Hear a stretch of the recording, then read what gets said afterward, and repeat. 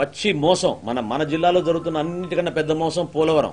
మొన్న కేబినెట్ సమావేశంలో ఎంత అబద్ధ ప్రచారం చేశారంటే మీ అందరికీ తెలుసు. పోలవరం నిర్వాసితులకి బాధితులకి 10 లక్షల రూపాయలు ఇస్తున్నాం ప్రతి కుటుంబానికి అని ముఖ్యమంత్రి గారు చాలా భారీ ఎత్తున ప్రకటన చేశారు. గతంలో ప్రకటించింది 6,50,000 రూపాయలు. జనం ఆ రోజు చూసి నమ్మింది ఏంటంటే అదనంగా 10 లక్షలు ఇస్తున్నారేమో అని నమ్మారు. ఆ జియో ఈ రోజు వరకు పబ్లిక్ గా రిలీజ్ చేయలేదు. ఆ జియో కేబినెట్ అప్రూవ్ చేసింది, దాన్ని పబ్లిక్ డాక్యుమెంట్. అది ఎందుకు దాచుతున్నారు మీరు నేను ప్రశ్నిస్తున్నాను. 1,00,000 కుటుంబాలకు నిర్వాసితులైతే ఈ రోజు వరకు ఈ రాష్ట్ర ప్రభుత్వం కేవలం 4,293 కుటుంబాలకి పరిహారం అందించారు. 263 కోట్ల రూపాయలు కేవలం బిల్లులు రేజ్ చేశారు ఈ రోజు వరకు R&R ప్యాకేజ్ కింద.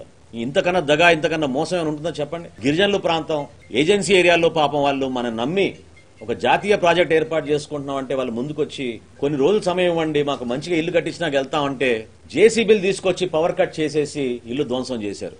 ఇల్లు కట్టించలేకపోయారే.